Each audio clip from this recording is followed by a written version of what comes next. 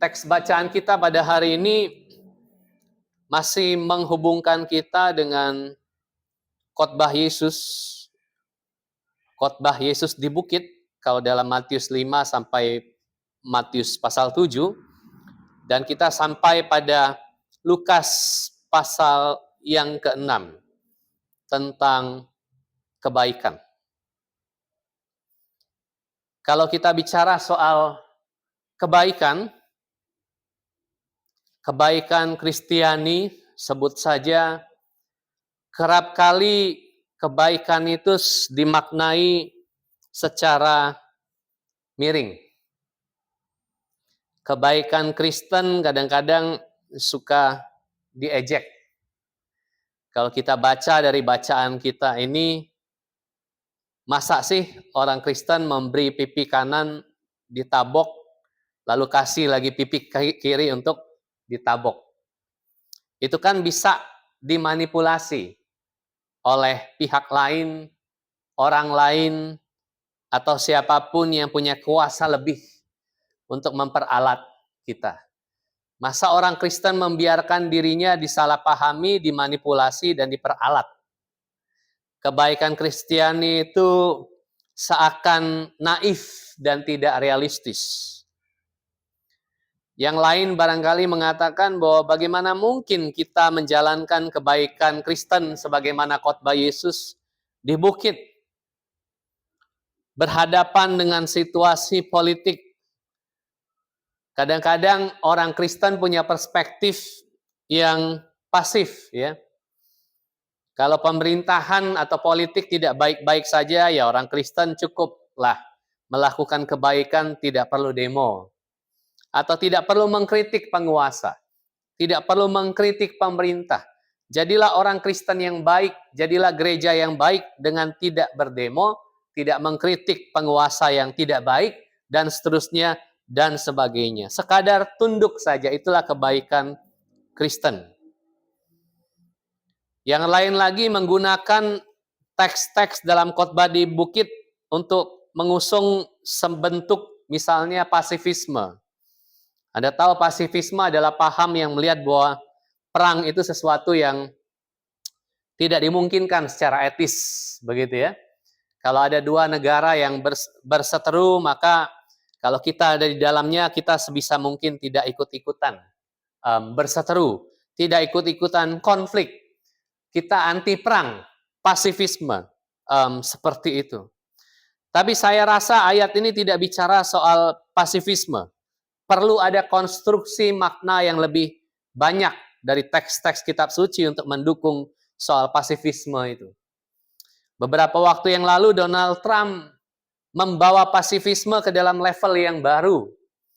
Dia mau mencaplok Gaza untuk menghentikan perang, tapi dia mencaplok Gaza. Dan dengan demikian dia sangat membela Israel dan membiarkan masyarakat di jalur Gaza dan Palestina itu telantar, kira-kira begitu. Jadi pasifisme yang betul-betul tidak pernah terpikirkan. Pasifisme yang mengorbankan sekian banyak orang pada akhirnya. Jadi kalau kita merenungkan khotbah di bukit ini, terutama ketika kita merenungkan soal kebaikan Kristiani, banyak kali kebaikan Kristiani itu disalahpahami, dimanipulasi, dan dipahami secara sangat jauh berbeda dari sebagaimana maksud dari teks ini sebetulnya. Teks ini tidak bicara soal kebaikan Kristen itu naif. Teks ini tidak bicara soal kebaikan Kristen itu tidak realistis. Teks ini tidak bicara soal kebaikan Kristen itu tidak bisa melakukan perlawanan secara politik atau tidak boleh mengkritik pemerintah atau anti demo. Teks ini tidak bicara ke sana. Tapi teks ini mau bicara soal kebaikan yang otentik. Kebaikan itu tidak bisa dilepaskan dari otentisitas, keasliannya. Kebaikan yang tidak otentik bukanlah kebaikan. Sebaliknya, otentisitas yang tidak baik itu tidaklah otentik. Yesus mau mengkhotbahkan dan mengajarkan bahwa antara kebaikan dan otentisitas itu menyatu dan satu. Orang yang otentik, dia adalah orang yang baik. Orang yang baik, dia adalah orang yang otentik. Karena kebaikan pada mulanya berasal dari Allah. Ingat Kejadian pasal 1, pada mulanya segala sesuatunya adalah baik. Kejahatan baru muncul kemudian. Kejahatan itu tidak otentik. Tapi kebaikan itu otentik. Dia berasal dari sumber segala sumber, yaitu Allah, dan diturunkan kepada kita. Sehingga kalau kita mengerjakan perbuatan baik, atau kita hidup baik, kita sedang hidup otentik. Kita sedang hidup seasli-aslinya. Sesuai dengan Allah memanggil kita, Allah yang baik itu. Sebaliknya kalau kita hidup tidak baik, kita sedang tidak hidup otentik. Kita tidak sedang hidup sesuai dengan jati diri kita yang seasli-aslinya yang didesain oleh Allah, tapi kita sedang hidup bagi diri kita sendiri, tapi itu tidak baik. Itu sebabnya Agustinus mengatakan bahwa pada mulanya itu adalah kebaikan, dan kejahatan itu adalah terkorupsinya kebaikan itu. Artinya kejahatan itu adalah parasit yang muncul kemudian yang menggerogoti kebaikan. Kebaikan ada pada mulanya dan bukan kejahatan. Setiap kali orang melakukan kejahatan, dia sedang lari dari panggilannya, lari dari keaslian dirinya untuk mengikuti, dicabik-cabik oleh hawa nafsunya sendiri, dicabik-cabik oleh keinginan-keinginan yang destruktif dan seterusnya dan sebagainya. Tapi bagaimana kebaikan yang otentik itu? Bagaimana otentisitas yang baik itu? Itulah yang disampaikan oleh Yesus Kristus dalam nas yang kita baca ini. Yang baik itu yang otentik. Yang otentik itu yang baik. Lalu bagaimana penjabarannya? Itulah yang Yesus khotbahkan. Baik yang otentik dan otentik yang baik itu, kata yang pertama itu identik dengan sekalipun. Orang baik akan tetap baik sekalipun dia diperlakukan sebaliknya. Kebaikan akan tetap bersifat baik karena dia tidak bisa menyangkali dirinya. Kalau kebaikan itu tidak baik, dia bukan lagi kebaikan. Kebaikan itu akan tetap baik sekalipun situasi di sekitarnya tidak baik. Orang baik akan tetap orang baik sekalipun dia diperlakukan tidak baik. Makanya kita tidak boleh pernah menyebut orang baik di ranah politik. Tidak ada orang baik di ranah politik. Selalu diiklankan bertahun-tahun kan, oh ini orang baik di politik. Kita tahu akhirnya dia tidak baik. Karena politik kita selalu transaksional. Hitung-hitungan kepentingan si ani, si anu, si ini, si itu, dan seterusnya. Tidak ada kebaikan yang otentik dalam transaksi. Itu yang Yesus mau katakan. Maka kita tidak pernah boleh menyebut ada orang baik di dunia politik. Yang ada adalah perhitungan kepentingan ini dan itu. Tapi sebagai orang Kristen, kita perlu menampilkan yang otentik itu. Sekalipun orang lain tidak baik, kita dipanggil untuk tetap baik. Kasihilah musuhmu, kata Yesus. Artinya ini realistis. Ada musuh di sekitar kita. Orang Kristen tidak menafikan atau tidak menolak bahwa pada kenyataannya memang ada musuh di sekitar kita. Artinya kita tidak pernah bisa menyenangkan semua orang. Ada orang yang akan membenci kita. Ada orang yang akan tidak suka kepada kita. Ada orang yang tidak akan pernah suka dengan namanya kebaikan. Apalagi orang Tionghoa biasanya kan dengan otak Cina itu kan. Yang ada itu adalah untung rugi. Kita nggak ngomongin kebaikan. Untung apa rugi? Kalau untung dia baik. Kalau rugi nggak baik itu namanya. Kebaikannya adalah kebaikan versi pragmatis. Tapi ini bukan kebaikan versi pragmatis. Harus diakui bahwa tidak semua orang akan suka kepada Anda dan saya. Itu sebab Yesus mengatakan ada musuh. Murid-murid ditolak di mana-mana. Kita tahu bahwa semua murid Yesus kecuali Yohanes itu mati syahid. Artinya apa? Mereka dibenci, mereka ditolak, mereka dimusuhi, tapi mereka tetap setia sampai pada akhirnya. Melakukan kebaikan, memberitakan kebaikan, kabar baik dari berita Injil. Berbuat baiklah kepada yang membenci kamu. Ada orang yang akan membenci kita. Berkatilah kalau ada orang yang mengutuki kamu. Artinya bahkan ada orang yang akan mengutuk kita.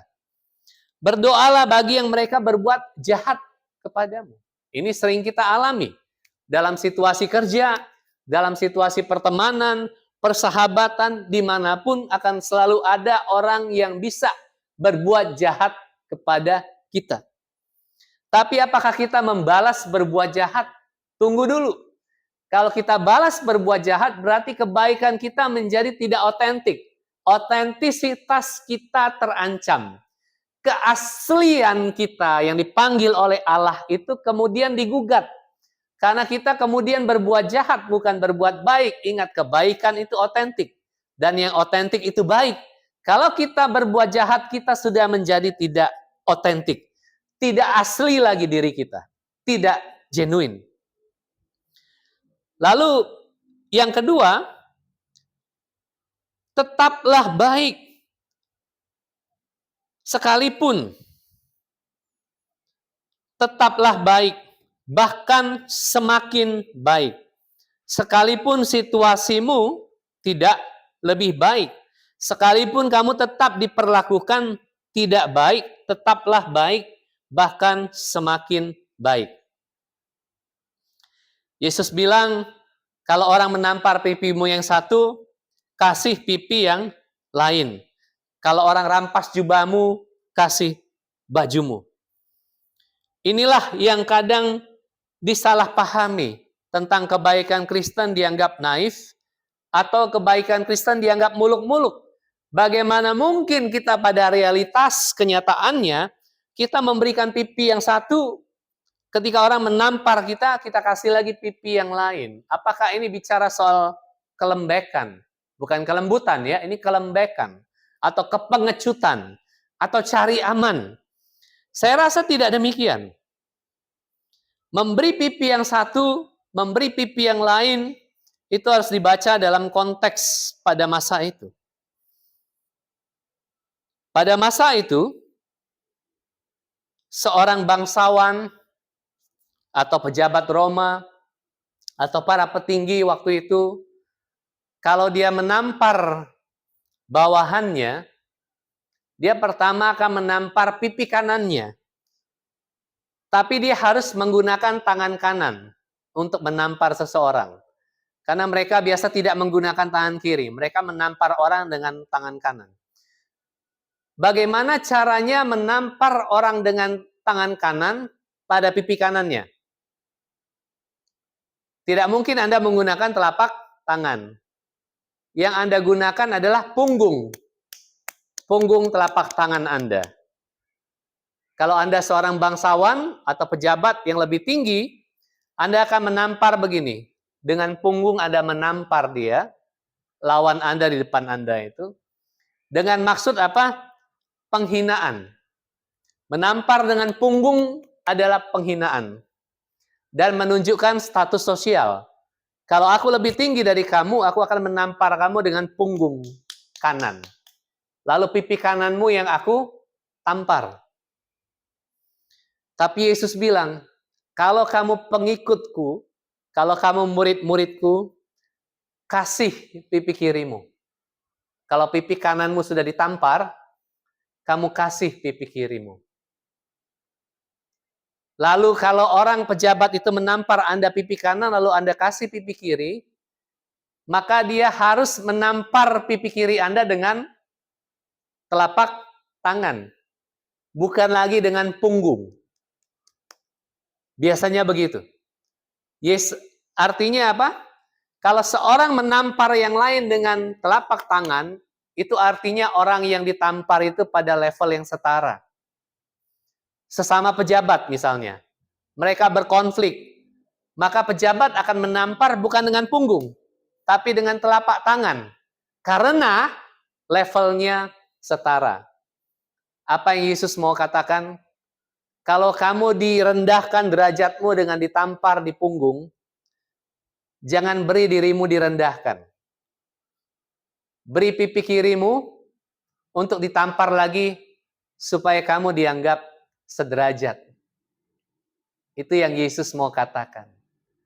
Bukan sebuah kelembekan, bukan. Tapi suatu perlawanan yang elegan. Suatu perlawanan yang tetap menjaga dignity-nya. Suatu perlawanan yang tetap menjaga harga dirinya. Dan tidak pernah mengorbankan harga dirinya atas alasan apapun. Itu yang Yesus mau katakan. Yang otentik itu tidak pernah bisa digadaikan. Harga diri Anda dan saya, itu otentisitas Anda dan saya. Tidak bisa dibeli, tidak bisa digadaikan, tidak bisa direduksi, tidak bisa dikurangi, tidak bisa dikorupsi dengan melakukan kejahatan. Tidak. Tapi Yesus bilang, kamu tidak diam kok. Kamu melakukan perlawanan tapi dengan bermartabat. Itulah arti dari memberi pipi kanan, beri juga pipi kirimu. Bukan tindakan kepengecutan, bukan. Bukan tindakan cari aman, bukan. Yesus tidak pernah cari aman. Kalau Yesus cari aman, dia tidak pernah disalibkan. Tapi Yesus mau katakan, kamu tetap bisa memancarkan kebaikan, berhadapan dengan kebengisan. Tapi perlawanan yang paling pantas yang kau lakukan adalah jangan rendahkan harga dirimu. Beri pipi kirimu, biar dia tahu kalau kita sama dan sederajat. Itu yang Yesus mau katakan. Jadi tetaplah baik, bahkan semakin baik di tengah situasi yang tidak baik. Dan kebaikan itu subversif. Kebaikan yang konsisten itu subversif. Kebaikan itu menggugat. Kebaikan itu melawan. Dia tidak pernah adem ayem. Itulah kebaikan Kristiani. Beberapa hari ini kita diwarnai oleh band Sukatani.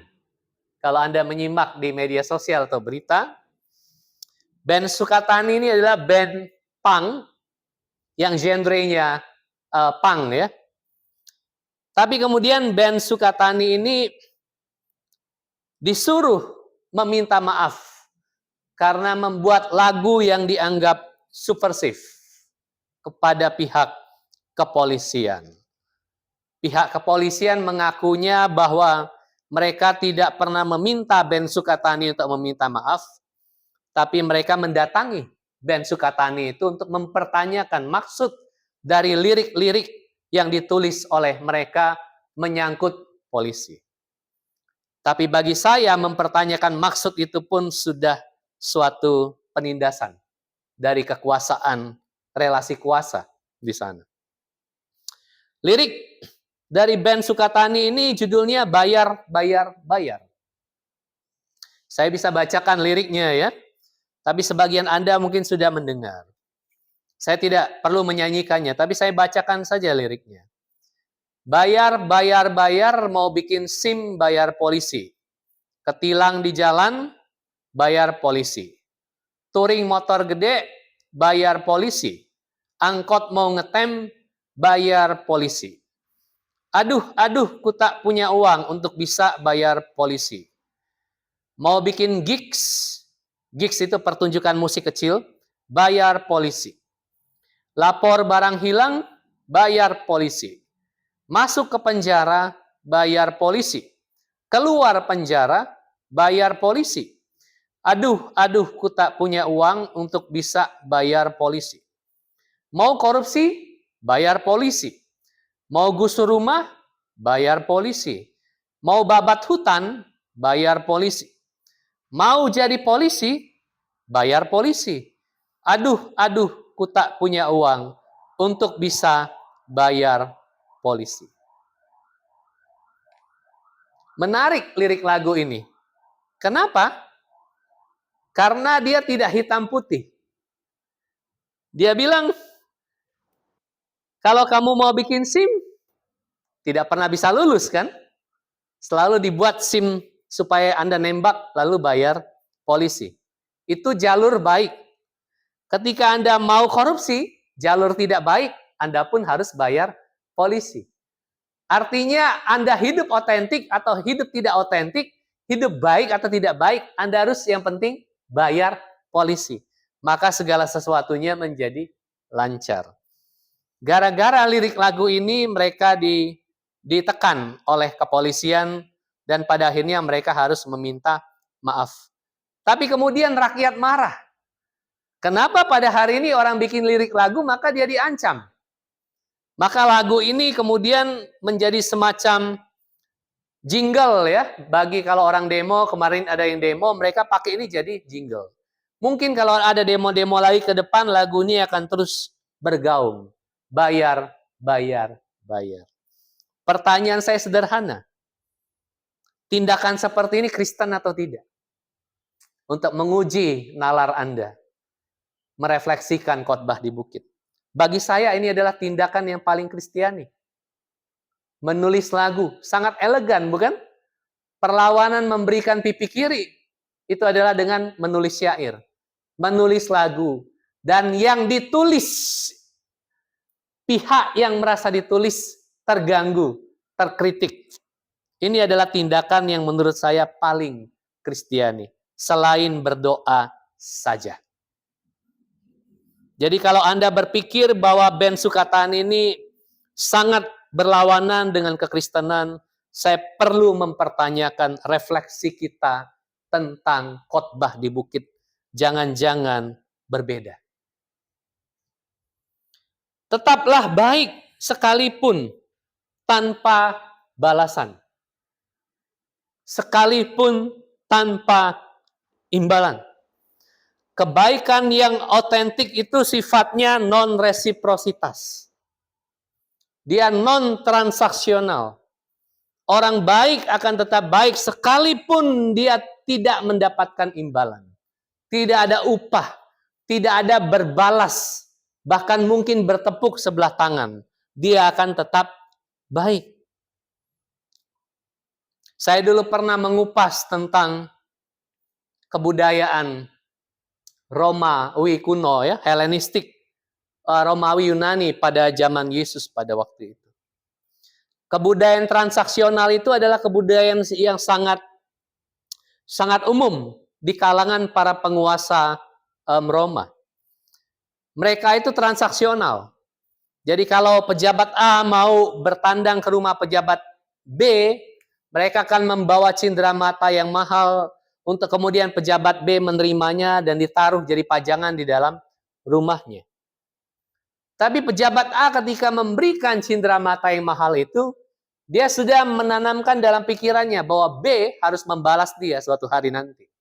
Kalau B bertandang ke rumahnya, B harus membawa sesuatu yang setidaknya sama nilainya atau mungkin lebih mahal ke rumahnya A untuk kemudian itu dibalas.